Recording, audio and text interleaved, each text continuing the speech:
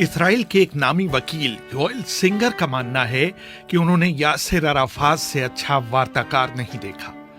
वो एक Hollywood film के जुआरी की तरह थे जिसके पास खराब पत्ते होते हुए भी वो हमेशा लोगों को झांसा देता रहता था कि आखिर में जीत उसकी ही होगी।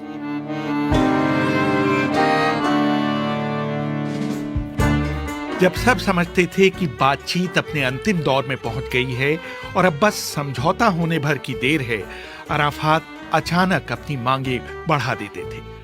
अगर हस्ताक्षर समारोह कल है तो अराफात आज अपने लिए ज्यादा से ज्यादा रियायत लेने की फिराक में रहते थे।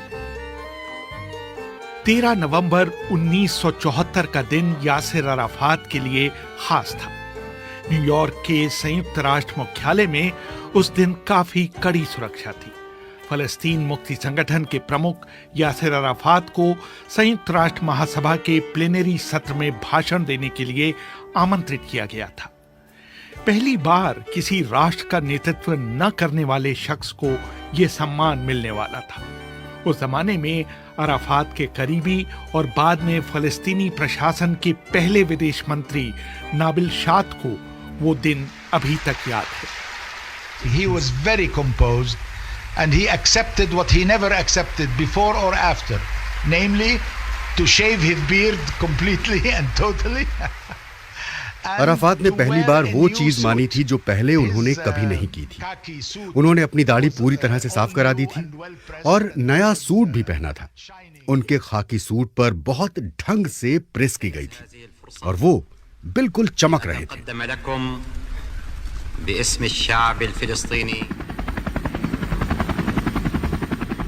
उस दिन अराफात न्यूयॉर्क हवाई अड्डे से हेलीकॉप्टर से सीधे संयुक्त राष्ट्र मुख्यालय पहुंचे थे। ठीक उसी समय कारों का एक काफिला वॉल्डॉर्फ एस्टोरिया होटल की तरफ रवाना हुआ था ताकि अराफात के विरोधियों को यह आभास दिया जाए कि वो कार के जरिए अपने होटल जा रहे हैं। उस दिन अराफात ने अपने भाषण का अंत 2 यादगार वाक्यों से किया था। मैं यहां जैतून की शाख और स्वतंत्रता सेनानी की बंदूक लिए आया हूं। मेरे हाथ से इस जैतून की शाख को गिरने मत दीजिए। इसको अगले दिन दुनिया के लगभग हर अखबार ने अपने पहले पन्ने पर जगह दी थी।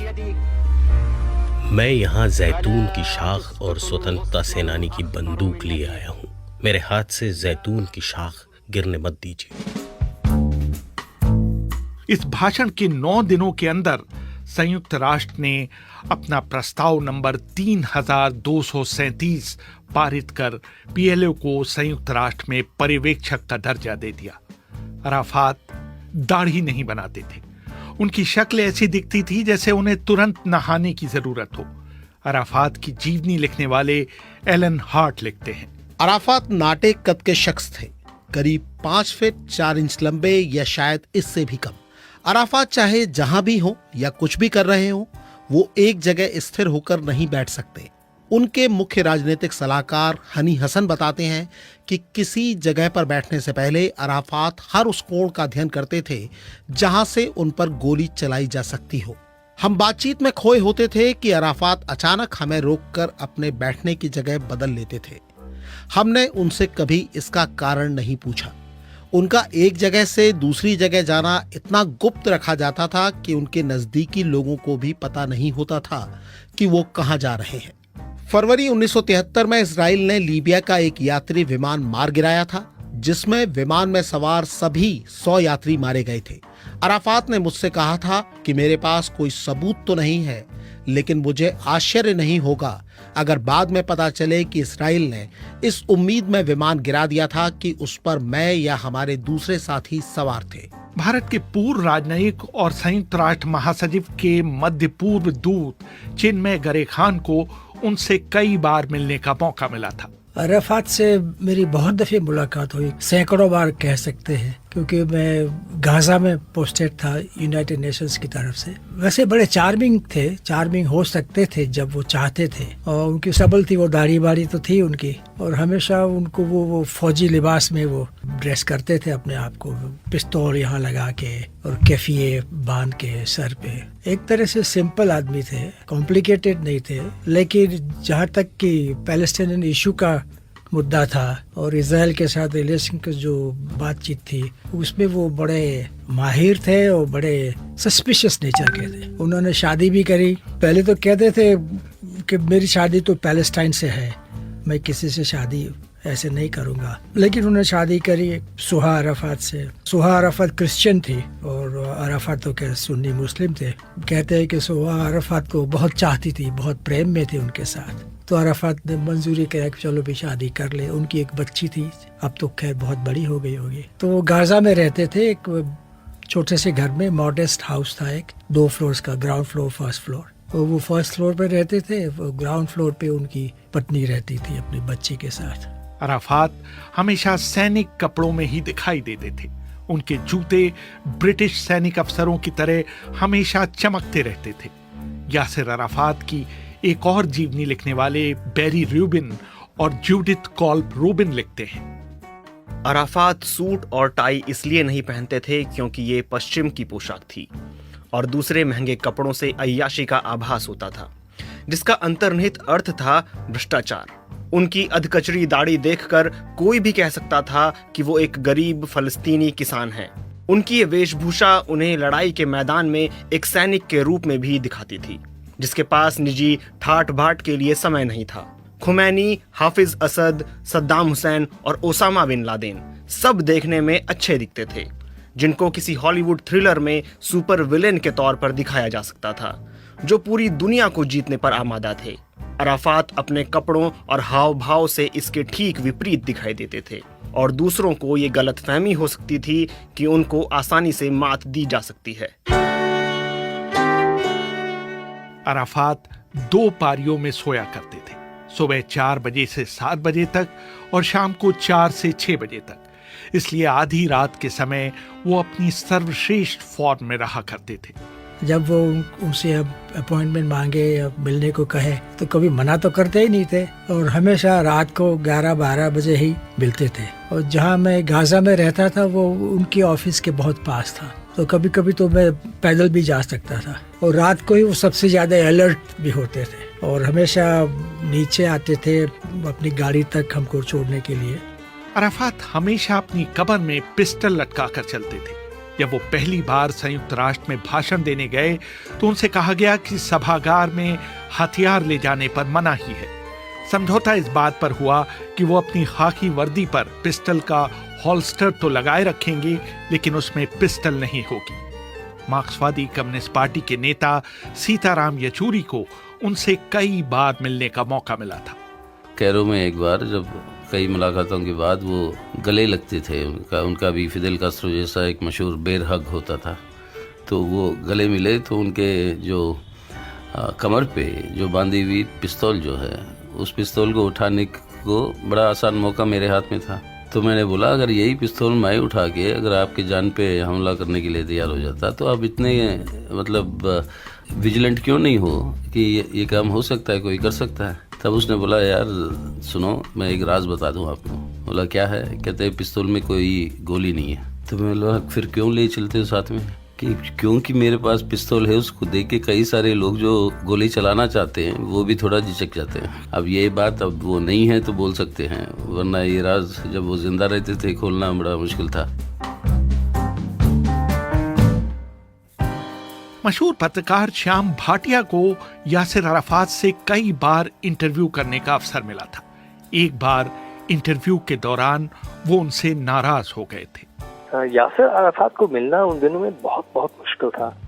एक बार बहुत मुश्किल से मुझे अल्जीरिया में गया था, तो किसी दोस्त ने कहा कि मैं मिलवा दूंगा, और 10 मिनट की इंटरव्यू हुई। यासिर अराफात के दफ्तर में से किसी सेक्रेटरी आदमी के साथ मेरी किस्म की दोस्ती हो गई, तो उसने कहा देखो अगर तुम अराफात से मिलना चाहते हो तो उनको शहद बहुत पसंद है, अगली बार अगर कोई मौका मिला तो उनको शहद लेकर ले आओ। तो मैं तुनिस गया, और इंटरव्यू हुई उनके साथ। उसके आखिर में मैंने कहा, अराफात जी सुना कि आपकी शादी हुई है, आपकी बीवी के साथ मुलाकात हो सकती है? एकदम नाराज, तुम्हें शर्म नहीं आती? तुम्हें ये नहीं मालूम कि मुसलमानों में बीवी की बातें ऐसे कोई बाहर से करे तो बिल्कुल नहीं एक्सेप्टेबल है? क्या बेवकूफ़ी कर रहे हो? मैं भी डर पड़ा। तो मैंने कहा, सॉरी अराफात जी, मैं तो बस अखबार के लिए पूछ रहा था कि निकलो यहाँ से, इस कमरे से निकलो। तो जाते जाते मैंने कहा, अच्छा मैं जा रहा हूँ, पर आपके लिए मैं एक बोतल शहद की छोड़ा हूँ। वो मैं मेज पर छोड़ आई और वापस मैं होटल गया तो दरवाजे पर खटखट हुआ। तो मैंने दरवाजा खोला और अराफात के 2 फौजी खड़े थे। कहाँ जा रहे हो तुम? मैंने कहा, जा रहा हूँ, इंटरव्यू होगी। नहीं, तुम नहीं जाओगे, तुम हमारे साथ चलोगे। और मुझे बस पकड़ के ले गए, गाड़ी में डाला। जैसे मैं निकला तो मैं देखा अराफात सामने खड़ा हुआ और उनके साथ एक बहुत खूबसूरत औरत। तो मैंने कहा, अराफात जी आप तो नाराज हो गए थे। अरे वो तो नकली गुस्सा था, ये मेरी बीवी है, इनसे मिलिए और मेरे साथ हम तीनों लंच खाएंगे। लंच हुआ उनके साथ, 2-3 घंटे उनके साथ बैठे रहे। बाद में अराफात दंपत्ति और श्याम भाटिया की नजदीकी इतनी बढ़ गई कि एक बार अराफात की पत्नी ने अपनी 1.5 साल की बेटी ज़हवा की बेबी सिटिंग की जिम्मेदारी उन्हें सौंप दी। मैं उन दिनों में अल-कुद्स जेरूसलम में था, मेरा दफ्तर वहाँ था। तो जेरूसलम से गाजा को 1-1.5 घंटा का रास्ता है।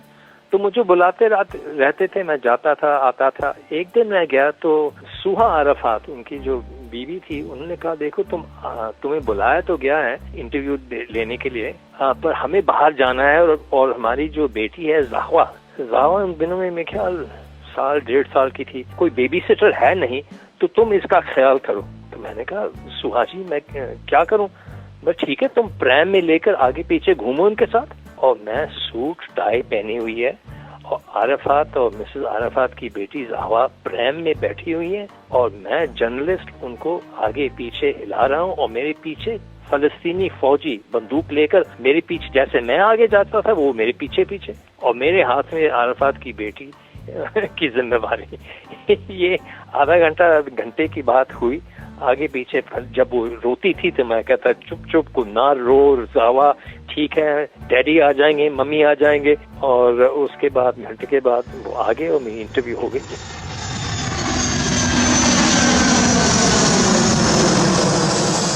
यासिर अराफात अपनी हवाई यात्रा को बहुत गुप्त रखते थे और मेजबान देश को पहले से नहीं बताया जाता था कि वो वहां आने वाले हैं। उनका अक्सर भारत आना होता था। वो इंदिरा गांधी को अपनी बहन मानते थे। जब भी अराफात यहाँ आते थे, पहले से नोटिस हम लोगों को मिलती नहीं थी। वो तो जब मिड एयर होते थे, जब पहुंचने वाले होते थे 1-8 घंटे में, तभी वो खबर आती थी कि मैं आ रहा हूँ। वो ऐसे ही आते थे, सिक्योरिटी वजह से, सिक्योरिटी को हमेशा वो डरते थे। तो ऐसे उनके संबंध थे कि जब भी उन्होंने सोचा कि इंदिरा से मिलना है, माय सिस्टर करके कहते थे। 1983 में भारत में जब गुटनिरपेक्ष देशों का सम्मेलन हुआ तो वो इस बात पर नाराज हो गए कि उनसे पहले जॉर्डन के शाह को भाषण देने का मौका दिया गया। भारत के पूर्व विदेश मंत्री नटवर सिंह उस सम्मेलन के महासचिव थे। 7वां नॉर्दर्न समिट मार्च 1983 में हुआ था और उसके चेयरमैन थे फिडेल कास्ट्रो सुबह के सेशन तक। उसके बाद फिर इंदिरा गांधी बनी थी। तो सुबह का सेशन खत्म हो जाने के बाद जो मेरे डिप्टी थे सत्ती लामा, वो आए कि साहब हमें तो बड़ी आफत पड़ गई है कि यासिर अराफात बहुत नाराज हैं और अभी अपने जहाज में जाने को दिया है वापस। मैंने फिर इंदिरा जी को टेलीफोन किया, मैंने साहब ये बड़ी आफत हो रही है, आप यहाँ आ जाइए और मैं कास्ट्रो साहब को भी ले आइए विज्ञान भवन। उन्होंने ये कहा कि साहब सुबह के सेशन में मुझे जॉर्डन के किंग के बाद में बोलने को कहा और मेरी इंसल्ट हो गई है, मुझे उनके पहले बोलना चाहिए था। कास्ट्रो साहब आए और उन्होंने टेलीफोन किया यासिर अराफात को, कहा आ जाइए यहाँ विज्ञान भवन में। तो वो आ गए। तो कास्ट्रो साहब ने पूछा कि बताओ इंदिरा गांधी तुम्हारी दोस्त है कि नहीं है? उन्होंने कहा मिस्टर कास्ट्रो क्या कह रहे हैं आप, मेरी दोस्त नहीं बड़ी बहन है। तो उन्होंने कहा फिर बड़ी बहन है तो you behave like a younger brother and come to the afternoon session. तो आ गए। राजीव गांधी के साथ भी उनकी बहुत घनिष्ठता थी। कहा जाता है कि एक बार उन्होंने भारत में राजीव गांधी के लिए चुनाव प्रचार करने की पेशकश की थी। राजीव गांधी बड़े इमोशनल आदमी थे और इंदिरा गांधी इतनी इमोशनल नहीं थी, वो रियलिस्टिक प्रैग्मेटिक थी, क्योंकि उनको इतना सारा तजुर्बा हो चुका था। राजीव गांधी नए नए थे कंपैरेटिवली, जब भी मिलते थे तो बहुत यानी गले लग के और बहुत अच्छी तरह से उनका आदर करते थे। अराफात ने खुद मुझे कहा कि मैंने मैसेज भेजा है कि मैं उनकी इलेक्शन कैंपेन के लिए मदद कर सकता हूँ। मुझे लगता है कि राजीव गांधी उससे नाखुश नहीं थे, क्योंकि भाई पॉलिटिशियंस के लिए जहाँ भी कुछ भी मदद मिल जाए वो वेलकम है। लेकिन अराफात का ये क्लेम तो था कि मैंने कहा है कि मैं मदद करने, कैंपेन करने के लिए तैयार हूँ, लेकिन कैंपेन किया तो नहीं, करने तो नहीं दिया, लेकिन वो ठीक भी नहीं लगता कोई फॉरेन लीडर आके करे। लेकिन अगर अराफात ने एक अपने फॉलोअर्स को मैसेज भी भेज दिया हो कि भी राजीव गांधी को सपोर्ट करना, तो आई थिंक राजीव गांधी उससे खुश रहे होंगे। राजीव गांधी की तरह बेनजीर भुट्टो से भी यासिर अराफात की बहुत नजदीकी थी। एक बार दोनों के बीच एक मजेदार वाकया हुआ। जब बेनजीर प्रधानमंत्री बनी तो उन्होंने अपने चीफ ऑफ प्रोटोकॉल अरशद समी खां से कहा कि यह ख्याल रखिएगा कि मैं किसी पुरुष नेता से हाथ नहीं मिलाती। इस बीच अराफात का कराची आना हुआ और बेनजीर उन्हें रिसीव करने हवाई अड्डे गए। अरशद समी खां अपनी आत्मकथा 3 प्रेसिडेंट्स एंड एन एड में लिखते हैं, चीफ ऑफ प्रोटोकॉल की जिम्मेदारी होती है कि वो विमान के अंदर जाकर विदेशी मेहमान का स्वागत करे। मैं अराफात के विमान की सीढ़ियां चढ़ ही रहा था कि बेनजीर ने मुझे बुलाकर मेरे कान में कहा, अराफात को याद दिलाना मत भूलना कि मैं पुरुषों से हाथ नहीं मिलाती। जैसे ही अराफात मिले मैंने उनसे कहा, एक्सीलेंसी, बेनजीर भुट्टो आपका स्वागत करने के लिए नीचे खड़ी हैं। आपको मैं बस एक बात याद दिला दूं कि वो पुरुषों से हाथ नहीं मिलाती। अराफात ने कहा, हाँ, मुझे कई बार बताया गया है। बहरहाल याद दिलाने के लिए शुक्रिया। जैसे ही अराफात नीचे उतरे मैं देखता क्या हूं कि उन्होंने बेनजीर से हाथ मिलाने के लिए अपना हाथ आगे बढ़ा दिया। बेनजीर ने घूर कर मेरी तरफ देखा और झिझकते हुए अपना हाथ आगे कर दिया। अभी हम लोग चले ही थे कि उन्होंने मुझसे फुसफुसाकर उर्दू में कहा ताकि अराफात समझ न पाए, आपने उन्हें बताया नहीं कि मैं मर्दों से हाथ नहीं मिलाती? इससे पहले कि मैं कोई जवाब देता, अराफात ने शरारती मुस्कान के साथ कहा, शुक्र मनाइए मोहतरमा कि मैंने आपका चुम्बन नहीं लिया।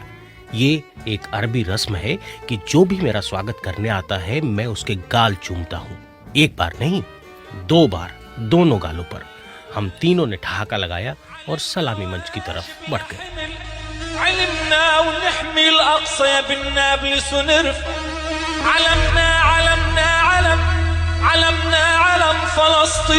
रेहान फजल, BBC, दिल्ली।